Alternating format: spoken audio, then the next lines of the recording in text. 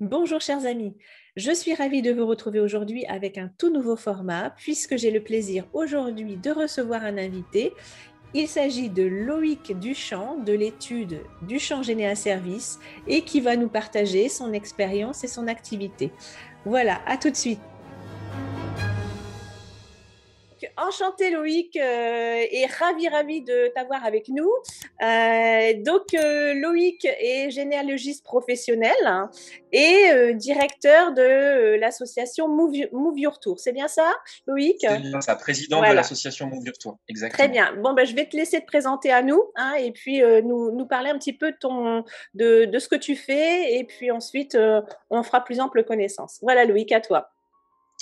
Alors, merci à toi, Carole, de ton invitation. Donc, je me présente, je m'appelle Loïc Duchamp, j'ai 27 ans. Je suis Tout jeune, généalogiste hein? professionnel touristique, exact. Je suis généalogiste professionnel touristique de l'étude Duchamp Généa Service et je suis aussi président de la première association nationale de tourisme généalogique. Il s'appelle Move Your Tour. Super, c'est bien ça. Alors, tu vas nous en dire un petit peu plus. Bien sûr. Alors, tout simplement, je suis généalogiste professionnel depuis octobre 2019. J'ai Mhm, fondé ma micro-entreprise suite à ma formation de DU Généalogie Histoire des familles à l'université de Nîmes. mhm, Je suis issu des domaines du tourisme. À la mhm. base, j'ai fait un C'est BTS ça. tourisme et un diplôme professionnel de technicien d'accueil touristique à animateur. Mhm. J'ai voulu allier mes deux passions, la généalogie et le tourisme, et c'est comme ça que je suis tombé en faisant ma micro-entreprise par la suite. Très bien. Et alors, qu'est-ce qui t'a amené, qu'est-ce qui t'a donné envie d'aller dans cette voie? Des rencontres déjà à première vue. Tout simplement, je suis tombé à un moment donné sur une personne qui a réagi avec mon post Facebook sur lequel je parlais d'un esclave qui était lié à ma famille. D'accord. Et, et Ah en oui, fait, en remontant petit à petit, on a découvert un lien de parenté entre sa d'accord. belle-fille et moi. Oui, donc en fait, tu Et faisais déjà de la aujourd'hui, généalogie depuis un petit moment, donc. oui, depuis mes 18 ans, oui. D'accord. Mais à titre, j'en faisais de temps en temps. C'était pas non plus, ça me prenait pas tout mon temps, on va dire. Sauf qu'aujourd'hui, D'accord. ça me prend tout mon temps pratiquement. Bien sûr, bien Ce sûr. que je voulais dire, c'est que c'est quand même une histoire de rencontre en fait à la base cette formation. Donc j'ai D'accord. rencontré ces gens, donc D'accord. Martine et Yves Saudreau, coucou à eux, qui sont sur Toulouse. Et en fait, j'ai D'accord. découvert que j'étais cousin avec leur belle-fille. D'accord. Ok. De plusieurs générations, bien évidemment, mais ça a Ouais. créé un lien très fort entre nous. Mhm. Et par la suite, ils m'ont conseillé, ils m'ont dit: «Ah, mais il existe une formation de généalogiste qui est à Nîmes». Et c'est comme ça, D'accord. c'est grâce à eux que je me suis lancé en fait. D'accord. Ok. C'est un Comme hasard quoi, de c'est une la. histoire de rencontre. Ouais, Voilà, sur un hasard de Facebook. rencontre qui a Sur fait que, Facebook. voilà, et la passion est née et tout a découlé par la suite. Et c'est C'est bien formidable. ça, Voilà. Et exactement. puis, Tout a donc, découlé, les études et puis ma création d'entreprise. Ouais, c'est ça. voilà. Et donc, l'association avec les études de tourisme auparavant, voilà. Donc, c'est pareil. Est-ce que tu peux nous dire un petit peu, nous parler un petit peu de cette association Move Bien Your sûr. Tour? Alors, l'association Move Your Tour, elle est composée à ce jour de 16 ambassadeurs et de bénévoles sur le territoire français et aussi à l'étranger. Oui. Ces ambassadeurs, pour la plupart, ils sont généalogistes professionnels tout comme moi et certains sont aussi guides conférenciers ou D'accord. certains sont D'accord. simplement bénévoles passionnés et veulent justement mettre leur savoir au service de leur territoire. Donc, comment ça se contribue en Oui, fait exactement c'est ça. l'association? C'est que nous, on met en place un réseau d'ambassadeurs qui va faire les recherches généalogiques pour nos clients et D'accord. qui fait aussi des circuits généatouristiques. Alors, je vous vois venir, qu'est-ce que le Ouais, ben oui, voilà. tourisme? Qu'est-ce que c'est que ça? Le généatourisme, en fait, c'est aller sur les traces de ses ancêtres ou de personnalités locales tout en valorisant le territoire, l'offre touristique, tous les acteurs touristiques locaux, Oui, éventuellement mettre en avant les petits commerçants aussi authentiques du territoire d'accord, et mettre en avant des choses qui sortent un peu de l'ordinaire. très bien. Donc, retourner aux sources, découvrir l'histoire de la maison familiale, si elle existe encore, bien évidemment. Découvrir l'ancien atelier de ferronnerie, par exemple, Ah bah oui, s'il est toujours oui, en place. oui, Il c'est y a quand ça. même beaucoup de métiers liés aux arts manuels, hein, bien évidemment. Et C'est puis, aller à la découverte des cimetières, aller à la découverte des différents lieux d'habitation de nos ancêtres. d'accord. Alors, comment ça se passe par rapport à un client? Qu'est-ce que, il prend contact avec vous? Comment ça se passe pour, si on veut faire un circuit général touristique? Comment on procède? Alors, on peut procéder par 2 solutions, soit contacter directement l'association à l'adresse contact@moveyourtour.com Très bien. et dans ce cas-là, la demande sera chargée auprès de l'ambassadeur chargé du territoire en question. Oui, Donc, nous, on donne directement le dossier à l'ambassadeur qui s'occupe de ce territoire d'accord. Mhm. précis. Et Mhm. si la recherche est sur un territoire qui est multiple, en fait, on se partagera directement les recherches en fonction des zones de compétences de chacun. D'accord, ok. Voilà. Et donc, une fois que... Et on Alors, conçoit directement des circuits généatouristiques en format électronique, puisque nous ne sommes pas une agence de voyage, mais des facilitateurs de voyage. Donc, très nous bien. faisons une organisation clé en main de Mhm. A à Z en format électronique, mais Oui. après, nous ne nous occupons pas des réservations. Oui, Voilà. Nous d'accord. facilitons les réservations, nous leur D'accord. donnons les contacts, Voilà, mais très voilà. bien. D'accord, très bien. Bien, c'est formidable. Et très bien. Donc, si on a déjà fait nos propres recherches, en fait, on sait déjà à peu près où on veut aller, ou alors vous faites, enfin, il y a plusieurs Il y a plusieurs options. offres, Oui, plusieurs options. c'est C'est ça. soit de la recherche jusqu'au circuit, Bien ou sûr. nous, on a déjà fait nos recherches, et puis vous proposez juste le circuit, ou un mix des deux peut-être. Ça peut être un mix des deux. Voilà, c'est Ça adaptable en peut être un fonction de mix des chacun. deux, à aller de manière plus approfondie sur les recherches du client en premier lieu. Mhm, Et ça peut être aussi de commencer les recherches de A à Z, de mhm, vraiment mhm. partir de rien. De rien, Par contre, d'accord. bien évidemment, ça demande plus de temps, Ah bah plus oui. d'investissement. Et donc, forcément, c'est pas forcément la solution choisie par la majorité Oui, c'est fort des probable que clients. pour les clients, la plupart du temps, ont déjà une petite idée de où ils veulent aller, en fonction de leurs propres recherches. Exactement, Après, ils ont c'est peut-être des ça. endroits Mais on auxquels ils s'adresse auraient... aussi bien à des particuliers. Je disais, on Oui, s'adresse aussi bien à des particuliers qu'à des professionnels, puisqu'on peut aussi proposer des circuits généatouristiques à des structures telles que des offices de tourisme ou des sites ouais. touristiques. Ah oui, bon, ça c'est bon à savoir aussi. Voilà. Eh ben formidable, impeccable. Mm. Donc voilà, je pense qu'on va mettre tous les liens indiqués sous la vidéo, comme ça tous nos auditeurs pourront aller voir un petit peu ce qui se passe sur les sites, et peut-être donner envie de ces circuits touristiques. Bien, alors, en plus de toutes ces activités formidables, il semblerait que tu es aussi animateur, hein. Donc, animateur sur une radio qui s'appelle Radio Déclic. Exact. Voilà, qu'est-ce que tu peux nous dire de tout Déclic ça? Radio, oui. Alors, en fait, c'est une radio locale qui est sur Tournon-sur-Rhône, où D'accord, j'habite. Et oui. je suis animateur radio bénévole, donc depuis décembre dernier. Et là, je suis en train d'enregistrer ma 9e émission qui passe tous les samedis, de 9h à 10h, et dont 2 émissions inédites par mois. Et D'accord. donc, sur différents thèmes, hein. Ça part directement de la mémoire d'un soldat de la guerre de 70, la première émission, Mhm. à justement, tout en continuant sur les soldats. Là, on va faire une émission sur les lettres des soldats depuis le front. Voilà. Donc, une émission riche en émotions qui va être particulièrement chargée. Bah, c'est Le, très bien. ouais. C'est comme toujours sur le thème, voilà, de l'histoire locale, en lien toujours Oui, avec mais pas ton forcément activité. que sur l'Ardèche, hein, d'ailleurs, hein. Ça peut être D'accord, sur toute la France, voire à l'étranger. Je ne très suis pas bien. cantonné à un territoire précis. D'accord. Et alors, qu'est-ce qui t'a amené à devenir animateur radio? Pareil, encore une rencontre, le hasard? Alors, oui, en fait, comme je m'étais installé à Tournon-sur-Rhône depuis juillet dernier, Oui. j'avais envie justement de développer ma passion pour la généalogie de manière un petit peu plus ludique. Ouais. Et la radio m'a semblé une bonne opportunité. Quand j'ai Oui. parlé de mon projet à la radio locale, ils ont dit que ça les intéressait fortement. Et Ouais. depuis, bah voilà, c'est une histoire qui continue. Voilà. Eh ben, formidable. Moi, j'ai pu écouter, quelques émissions, en avant-première, je dirais pas, mais franchement, c'était, extraordinaire, et j'invite vraiment tout le monde à aller écouter ces émissions qui sont très, très intéressantes, et franchement, très bien menées, très intéressantes. Enfin, moi, j'ai adoré. Franchement, Bah, merci beaucoup, ça fait très plaisir. non, c'est vraiment... Sachant qu'aujourd'hui, une émission est passée, c'était celle sur les sorcières ardéchoises, et celle-ci aussi est riche en Ah! rebondissements. Ouais, tout à fait. Ouais, non, mais alors, où vas-tu trouver toutes ces histoires? C'est incroyable. Ouais, c'est Ben, vrai. en formation, on m'appelait Monsieur Criminel parce que j'avais souvent des histoires avec des crimes, des affaires un petit peu Ah, qui sortent de d'accord. l'ordinaire. Il y a une autre Et du passion coup, on m'appelait. derrière. C'est ça, exactement. Et du coup, D'accord, maintenant, ce qui me passionne le plus, c'est ça, c'est les affaires de faits divers, les choses qui d'accord. sortent un peu de l'ordinaire, les chasses aux sorcières, forcément, ça m'intéresse énormément. Bah Les oui. guerres de religion, c'était pas une période qui m'intéressait particulièrement au départ, mais depuis que j'ai trouvé que mon aïeul a été assassiné pendant les dragonnades de Louis Mhm. XIV, forcément, ça a changé mon intérêt. D'accord. Oh, ça, il faut qu'on en reparle alors. Ok. Non, mais c'est extraordinaire parce que comment, je me dis, mais comment on fait pour retrouver autant de sujets si passionnants? Non, C'est c'est vrai. vraiment très chouette. Mais en fait, il suffit simplement de se lancer dans la marmite comme Obélix quand il était petit et Ah, ça va. c'est D'accord. parti. Ok. Ok. Après, un sujet C'est en ça. amenant un autre, j'imagine. Ok. C'est ça, Ok. exactement.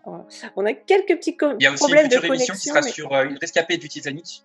Il voilà, y a aussi une bah, future émission qui sera sur une génial. rescapée du Alors Titanic. ça c'est super génial, hein. Franchement, tout le monde adore Titanic en plus, et on se pose encore toujours autant de Exactement, c'est questions. connu Donc, par tout le monde. ouais, et puis c'est toujours aussi Mais fascinant. personne ne savait qu'il y avait une ardéchoise sur le bateau, Non, par contre. ah non, moi je savais pas du tout. Les découvertes, c'est super. Très bien, c'est formidable.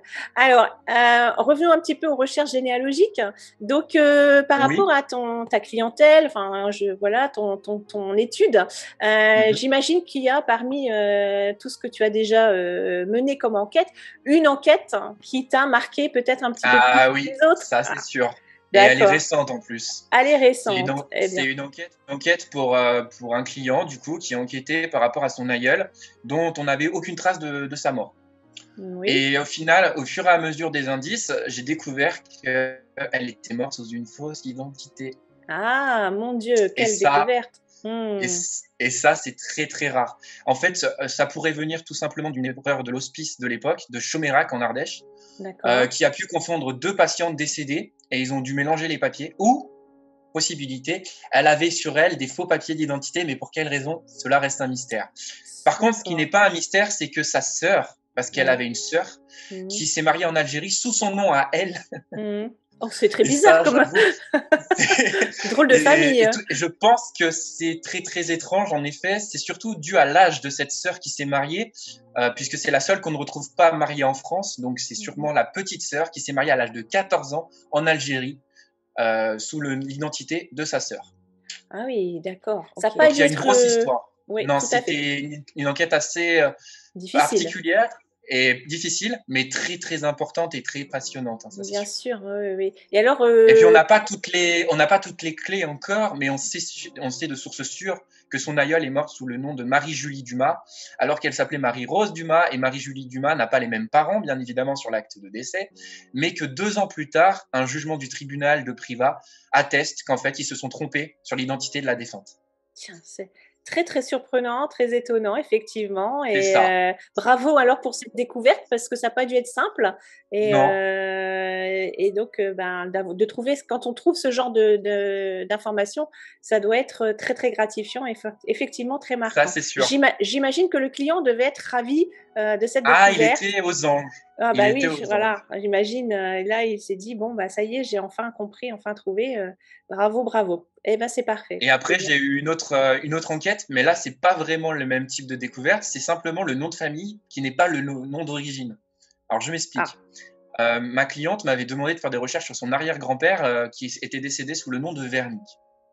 Sauf qu'en remontant la généalogie, je découvre que donc il est né en région parisienne. mmh. Je découvre également que en remontant, ils étaient en Bretagne. Ok, d'accord. Et le nom de famille d'origine, ce n'est pas Vernick, mais Vernet, et qui s'était transformé en Bernet, puis en Bernic, puis Oh là en là, Vernick.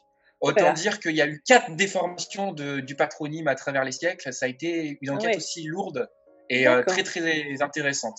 d'accord, et mais qui a été menée, quand même à son terme et ça, c'est bien. C'est Bravo, ça, formidable. exactement. Très bien, bravo Loïc. Ah OK. Merci. Alors et dans ta famille, à toi, personnellement, alors, Oui, est-ce qu'il y a des parce que tu dis que tu t'intéresses beaucoup au monsieur criminel, hein, je reprends le terme. ça c'est Il y a aussi des faits comme ça dans qui t'ont marqué et ah qui t'ont ça en attiré? manque pas, hein. Ça en Ah, manque pas. ça vient de là alors, en fait, hein? Aussi bien du côté maternel que paternel d'ailleurs. Il y a enfin plus du côté maternel, disons. Mais bon, pour commencer par le plus récent, donc j'ai mon aïeul en 1896 qui a été assassiné en revenant du bar où il était à Bouget-Chambalu. Il revenait chez lui à Épinouse dans la Drôme, pour ceux qui connaissent. Et sur le chemin du retour, il s'est fait fracasser le crâne à coups de sabot. Et c'est l'époque où sévissait un des premiers tueurs en série, Joseph Vacher, le tueur des bergers et des bergères qui a tué dans toute la France, bien évidemment. Mon Dieu. Et voilà, c'est une affaire tragique et je pense qu'il était là au mauvais endroit, au mauvais moment. D'accord. Et il s'est fait assassiner. Il était victime donc de ce monsieur Vacher. Ah, d'accord. On ne sait pas. Là, malheureusement, sur l'article de presse ne le dit pas. Mais ce qui est le plus surprenant, c'est qu'il n'y a aucune trace de l'affaire judiciaire.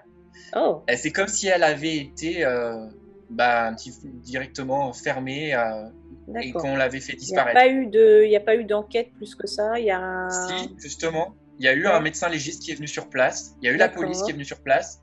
Mais il n'y a aucune trace de l'affaire criminelle dans les archives. J'ai même fait un courrier au procureur de la République pour avoir accès au rapport d'autopsie de mon ancêtre, puisque, en fait, pour ceux qui ne le savent pas, on peut demander le rapport d'autopsie d'un ancêtre qui a été assassiné. Bon, mais malheureusement, on fait des fois chou blanc, quoi.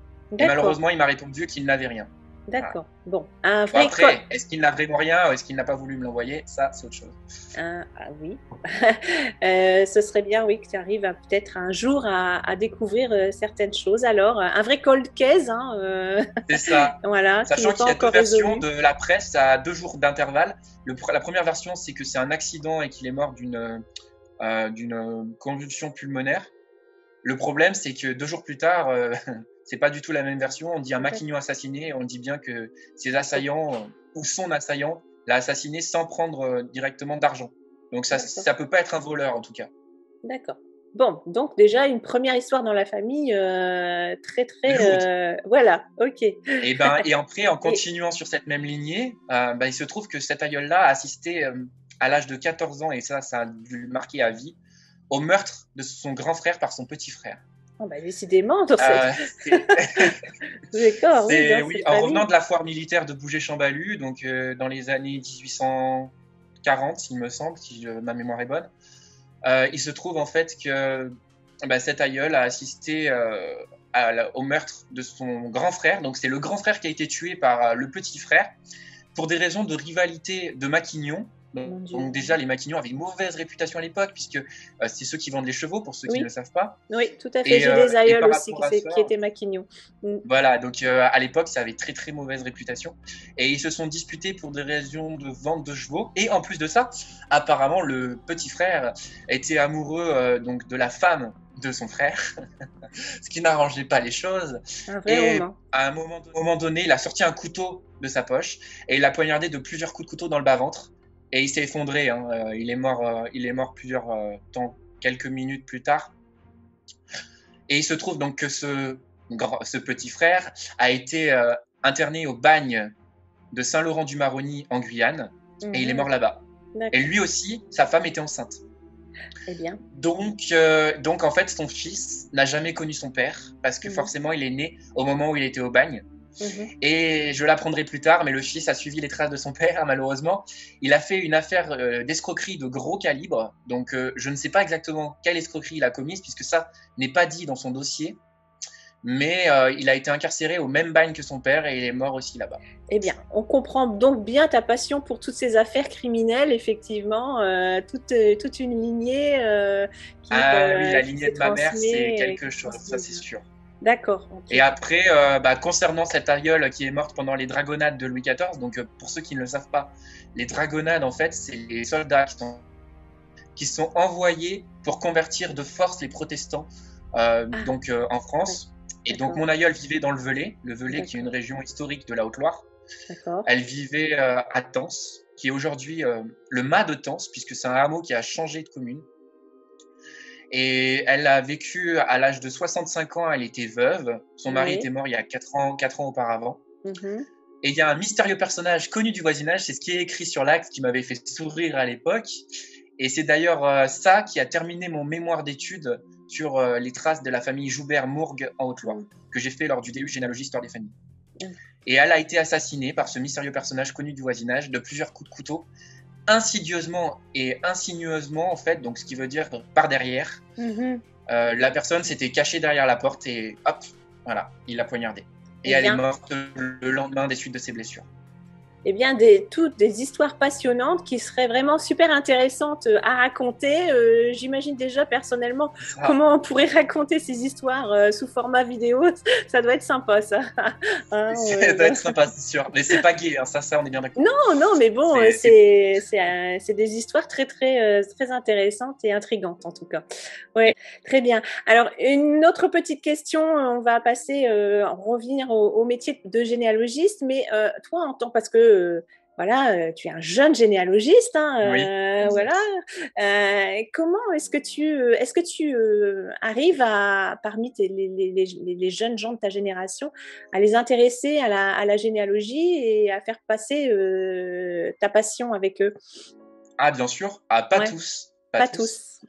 Il y a encore des gens qui sont des jeunes qui peuvent être un petit peu éloignés de ce monde de la généalogie. Par contre, j'ai Oui, quand bien même sûr, un normal. certain cercle d'amis qui effectivement commencent à se passionner. D'ailleurs, j'ai fait des recherches pour un ami qui m'a fait mon site internet. Donc, merci à Alexis, hein, Alexis Cousa qui se reconnaîtra. Super site Et internet du coup, d'ailleurs, je trouve très beau. voilà, donc bah, c'est son travail, donc je le remercie encore, et qui m'avait livré pour le jour de mon anniversaire, donc super cadeau. Et en échange de ce cadeau, moi, je lui ai fait ses recherches généalogiques sur sa lignée. Et Mmh. j'ai découvert que ses ancêtres, en fait, ne s'appelaient pas de son nom de famille actuel et qu'ils ont changé de nom par rapport à la maison où ils ont Ah, vécu. d'accord. Encore Parce un que, en secret fait, alors. c'est ça, encore un secret. Il se trouve que ses ancêtres étaient protestants et qu'au final, ils ont vécu dans le Béarn. Le Mmh. Béarn qui est chargé en termes d'histoire des maisons, comme le Pays Basque d'ailleurs. Mmh. Et à un moment donné, ils ont vécu dans la maison de Salier. Et c'est comme ça en fait que directement le nom de famille a changé.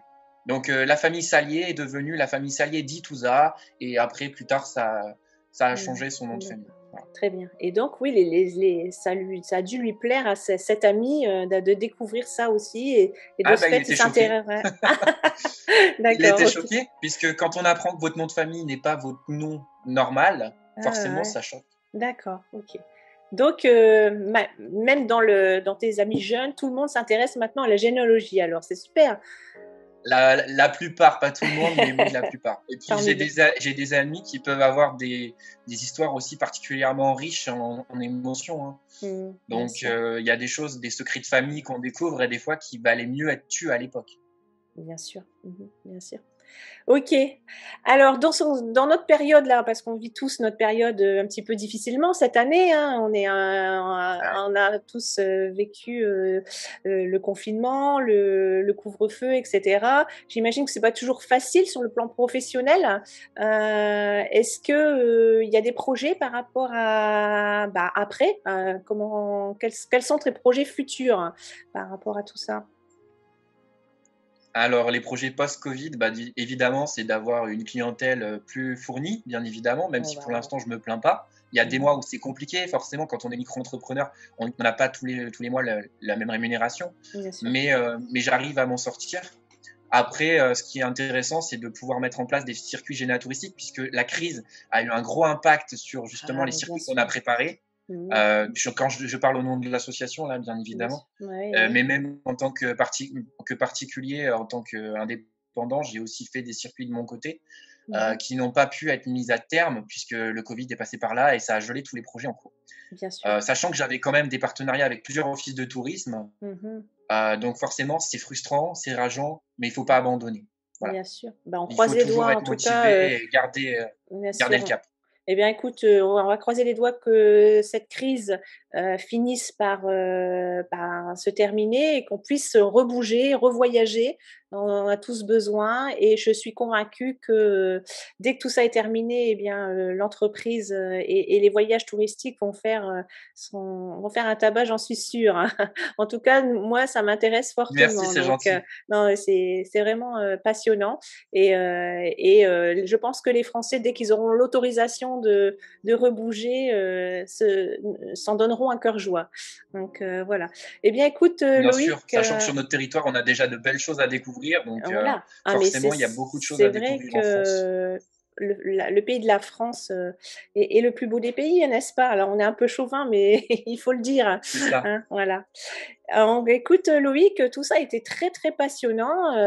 Ça fait vraiment plaisir de voir que des jeunes entrepreneurs se lancent dans la généalogie et en plus avec des idées nouvelles, hein, comme ce circuit généalogique, et avec toutes les nouveautés, les nouvelles technologies. Donc, j'étais ravie de cette interview. Je te De même, souhaite plein de bonnes choses pour la suite. Et puis, on ne manquera pas de toute façon de se suivre et de se donner des nouvelles. Voilà. Allez, le mot de la fin pour Loïc. d'accord. Eh bien, écoutez, merci déjà tout d'abord à Carole pour cette interview. Vous pouvez me contacter pour mon étude généalogique à contact@duchampgénéaservice.com.